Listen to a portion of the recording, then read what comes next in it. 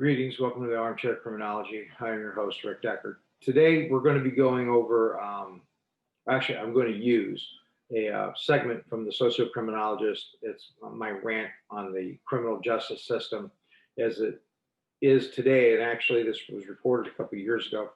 But before we get going on that, please do not forget to like and share, hit the bells and whistles that you need to do. Email me at richard@deckercrime.com if you have any comments or suggestions about the show. And after we play this segment, which is about 30 minutes long, we'll get back on and we'll talk a little bit about it. Until then, I hope you enjoy the show. Thanks for watching. Greetings from sunny Charleston, South Carolina. You're listening to the SocioCriminologist. I am your host, Rick Decker. Over the last few months, we've talked about what's on the news media and social issues, and today I want to talk about the criminal justice system itself. I've been reading some interviews lately. One was of a U.S. federal judge, Ninth Circuit Court of Appeals, had made some assessment on problems within our system which do correlate because of attitudes in our society. People believe, first of all, that an eyewitness is extremely reliable. And even though we want to believe that, research has continually shown that eyewitnesses' identification and accounts of an incident are very, very unreliable. The reason why is during the event that they're witnessing, in their head it's a trauma. Their fight or flight syndrome has kicked in. Their adrenaline's pumping. They have a different perception because of where they are in that environment and the internal feelings that they're having when they collect that data. But yet, our criminal justice system relies on that. And it shouldn't be that way. When I had my detective agency, I used to say there's the prosecution side, there's the witnesses side, there's the police evidence, and then there's what really happened. And I maintain that today. We need to take a broader look at criminal events and not rely so much on eyewitness testimony, but rely on physical evidence that can't be manipulated. And that brings me to fingerprint. People think that, by gosh, his fingerprints were on it. They were taken by the police, and that is unequivocal evidence that they were there, they were guilty. Again, there is an error rate in fingerprint that oftentimes the prints are smudged. The identification process has been flawed along the way, and one way or another, maybe the person processing the prints had corrupted the sample.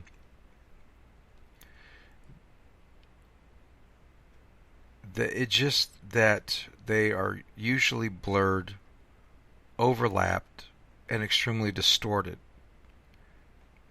There's no way in our society, with the current technology that we have, to make a pristine fingerprint off of a crime scene. There was an example of such an error in 2004. The FBI announced that they had a latent print found on a plastic bag near a Madrid terrorist bombing, 100% match to an Oregon attorney. And the FBI eventually conceded that the prints were actually linked to somebody else. We also see in our society the CSI Effect. I've talked about it on other shows, and people see this stuff on TV and think things can be solved within an hour and that they're 100%, but yet forensic evidence have been scientifically proven to be fallible. I mean, with an exception of DNA. DNA has its own issues. There's also voice identification and all this other crap. And voice identification has 63% error rate, depending on the voice. Handwriting analysis, it has on average 40% error rate and 100% false positive. MicroDNA, false positive at 12%. What I'm telling you is that the science that we're using and the stuff you're seeing in the courtroom, you've got to use some sense because it's not 100%. None of us are free from error. I'm sure there's going to be error in this show. People have gotten all into this DNA, especially when it came to linking this man out of trash from a DNA database. There was a great hoopla about it. What happens to our DNA? Or is the FBI or other law enforcement agencies privy to what we're trying to figure out, our genealogy, to collect that without a warrant? Well, the police department admitted early on when they got that evidence from that database that they didn't have a warrant. They went outside the ethical wall, let's say, to gather that data. But then they backtracked and said they were able to link to somebody that was alive and the trash. And I mean, it was a whole fiasco, but it eventually went away. Why? Because the police got overzealous and made too many errors.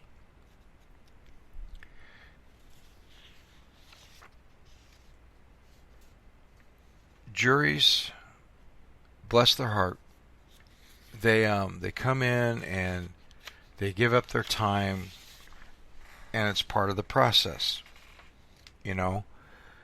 But we, in the criminal justice system, we don't know if the instructions that we're giving them actually, if they confuses them, or if they listen and understand and attempt to make a fair run at this. But again, everybody brings bias in what they do. And I've interviewed a lot of people over the years, and I've had people that have sat on juries flat out tell me he or she would not be there if they weren't guilty. That's not how we're supposed to adjudicate people. A lot of people think that confessions, they confessed. There have been constant relationships showing that some of the interrogation tactics by the police are extremely aggressive. Sorry. especially with people that have cognitive disabilities. And what we're seeing is a variation of Stockholm Syndrome. Now, if you don't know what that is, what it is this. You get taken by a captor, and after so long of them telling you over and over, you did it, this is what they want, or whatever their message is, you become compliant because you want to make them happy. You don't want to be beat on anymore. You don't want to be scared. So you say yes, or give them what they want out of their message. That has been proven over and over with people with cognitive disabilities in our system, to where they are scared because they don't understand what's going on. Then you got somebody they don't know in their face.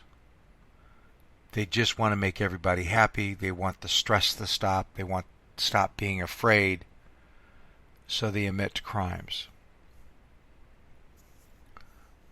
Police interrogation, ladies and gentlemen, is no different than any other interrogation.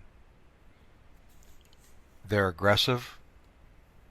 I know on TV shows they show them being, nicey nice, but they'll start that way. But when you don't give them what they want because they think they got you, that supports the evidence, they become extremely aggressive. They've got to do their job. Okay? But we have to be able to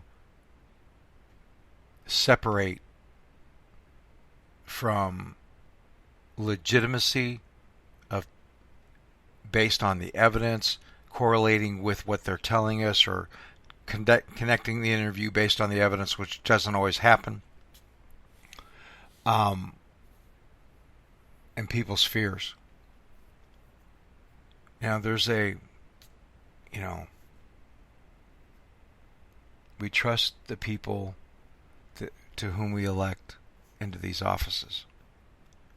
Now, prosecutors,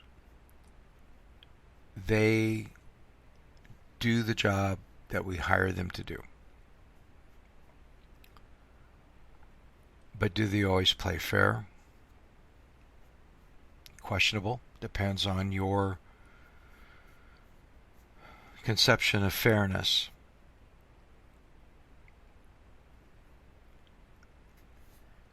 I've seen prosecutors withhold evidence. I have seen them manipulate the evidence just a little bit. And we, the people, we sit there in that courtroom and listen to them because they work for us. We want to believe them. And people, I've said it several times on the show, they bring their own bias into the courtroom. Prosecutors are no different. And I think prosecutors and some judges are part of the problem of the criminal justice system. The courts have options available to them other than just locking people up and throwing away the key. And that's what happens a lot. We have a let's make a deal society right now.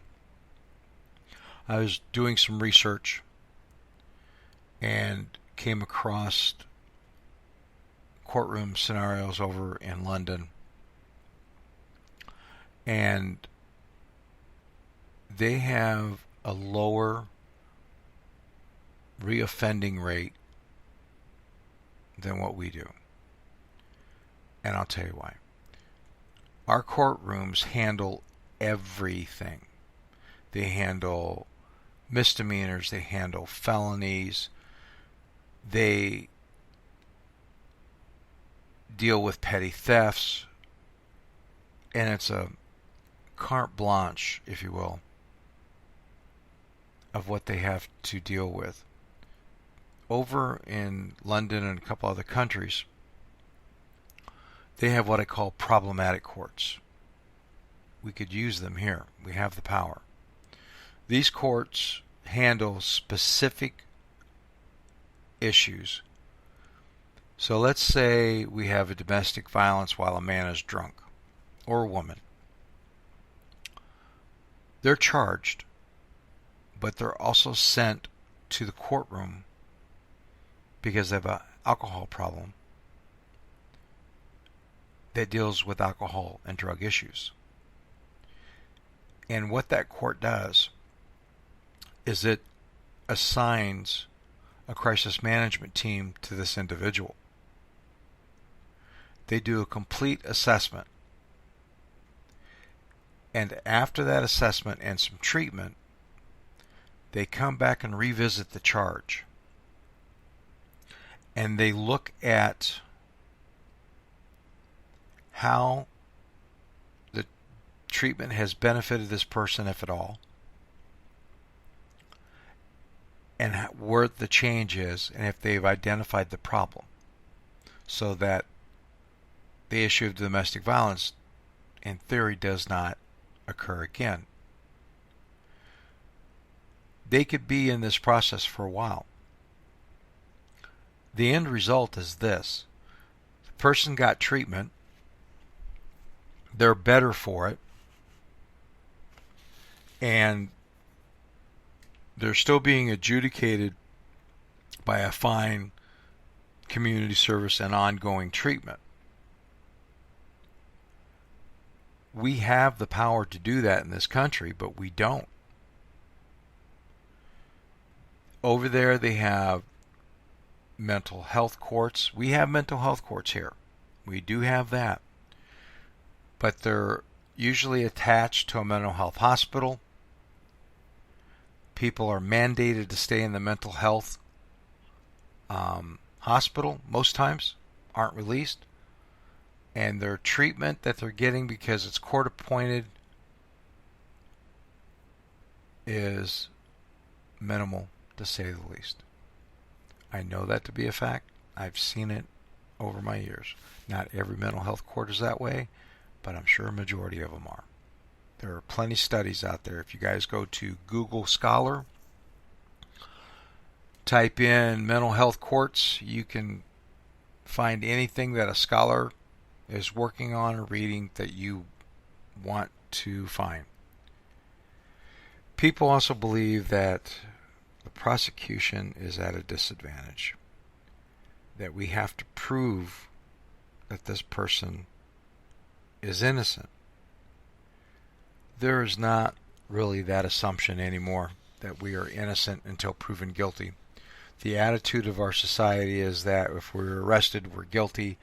That carries over to the lawyers, prosecutors, and the police.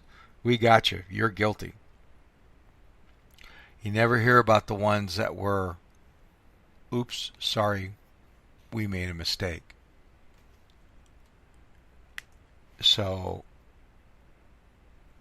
yes, people do horrible things on accident. Yes, things happen. But to assume guilt, that is a societal problem, because we all want vindication. We don't want restitution anymore. You can look at that and see it in our society. Another fallacy is that the police are objective in their investigations, and that is the bedrock of our criminal justice system, ladies and gentlemen. Although the police, they do the best they can to interview people, I have seen law enforcement focus and zero in on what they thought was a solid case, only later to find out that it wasn't solid. There were errors, and nobody said anything. We have put a lot of people in jail that really didn't belong there over the decades. And that is one of the reasons why I'm not an advocate for the death penalty, because I don't trust society. I don't trust you. as far as I can throw you, and I'm included in it, because what if we're wrong? Now, I know this is going to make a lot of people mad. Don't really care. It's the reality. We all make mistakes. Our society makes mistakes. And what happens? We don't own up to them. They get brushed underneath the rug. People turn their head and they say, well, that doesn't concern me. Another point is that people seem to think, well, they said they were guilty. Just because somebody did a guilty plea doesn't mean that they're guilty. Remember going back to the Stockholm Syndrome, where people are so badgered during the interview process that they want to make their captors, the police, nicer? They want to do what the police want them or need them to do in their minds? It's the same thing in the court. Courtroom walks in and says, okay, you're charged with XYZ. This is 10 years in prison. You're going to be locked up for 10 years, and I'm going to push for the maximum. But if you sit in here and don't make this judge work so hard and plead guilty, I'll give you 5 years in jail or 5 years probation. But you have to plead guilty. But I didn't do it. The evidence says you did. Don't lie to me. You did it. This is the deal, or I'm going to make you pay. I have heard that conversation, ladies and gentlemen. I have been witness to it. Is that the criminal justice system that you really want in our society? I don't. There's a prosecutor in the area where I'm at who has made comments. I haven't heard it on the news, but I've been told by some reliable sources in the community that have heard this individual say, well, the sheriff is building a new jail. And the sheriff is building a new jail because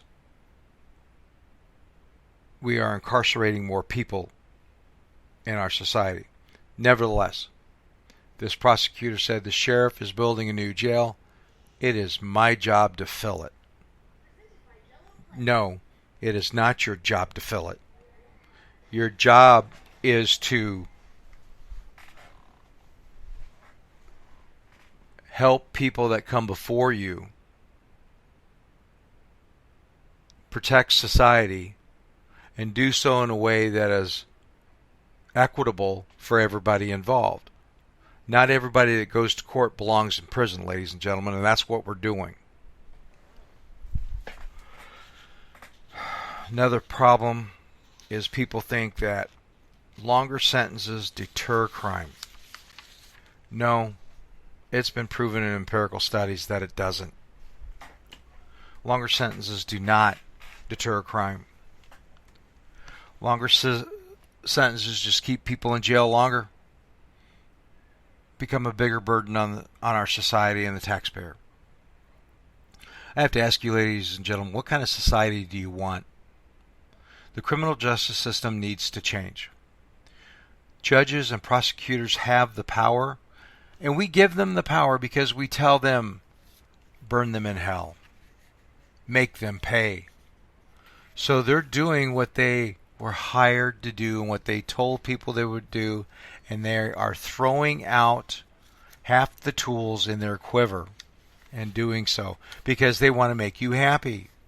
They want to prove that they can do their job and be reelected again. Remember that study in London?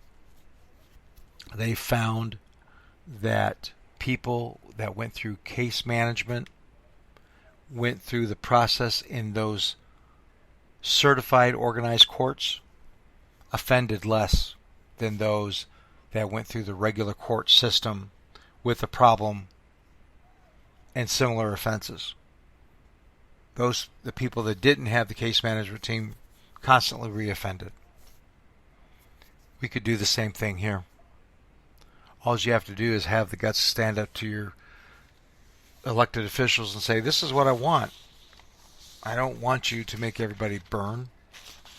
I don't want vindication. I want justice, because What we have now is not a justice system, ladies and gentlemen. It is a vindication system.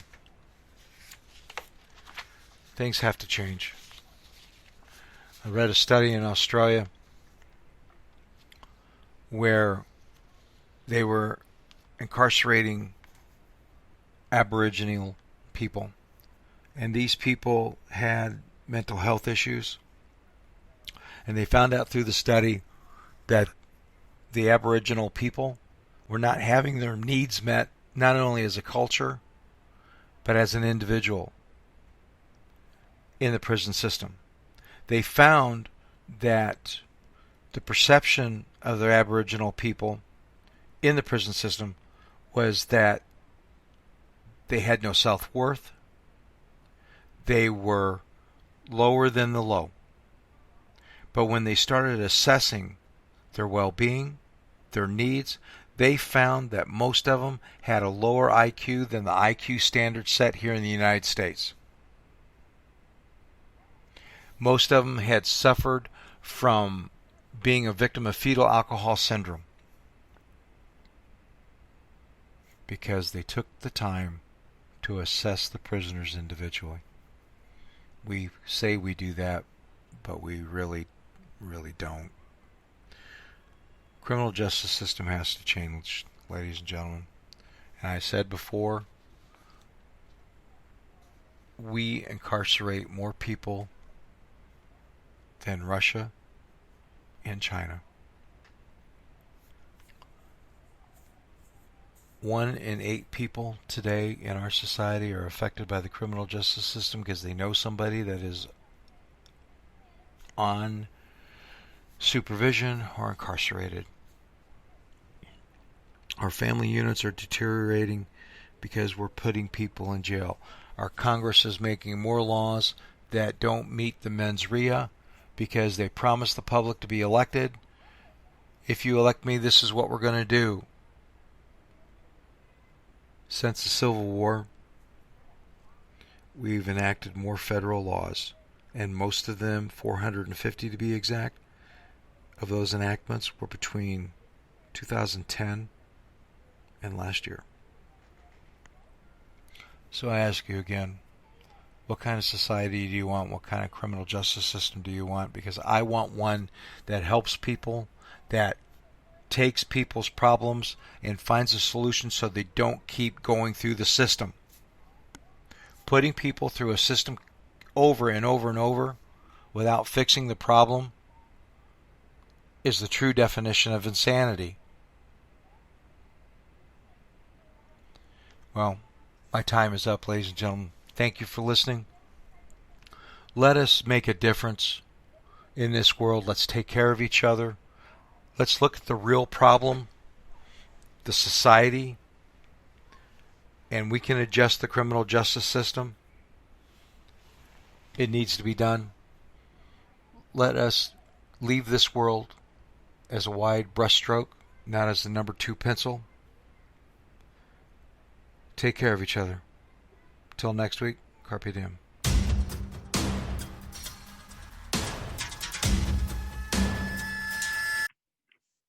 Okay, now that we've heard that, the problem is that, years ago, back in the 70s, we decided that we were going to close down. Well, we didn't. The government decided that they were going to close down all these programs that they had available, particularly for those that dealt with the mentally ill, people that had substance issues. The federal government saw fit to close down all that funding, which put a lot of people out into the street.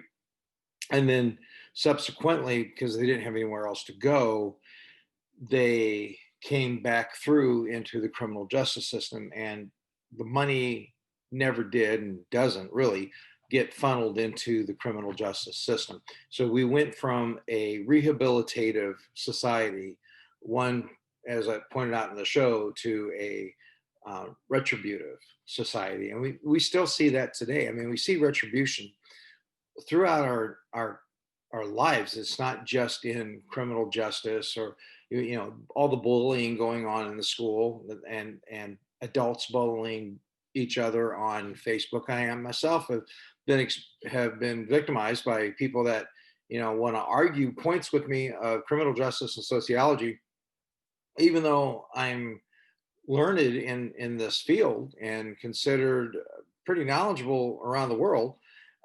They think that they know better and they want to fight with each other, and then they start lashing with the name calling because they don't know what else to do. And that's typical. I mean, we all do it. I mean, I'm guilty too. I call people freaking idiots all the time, and we all do it.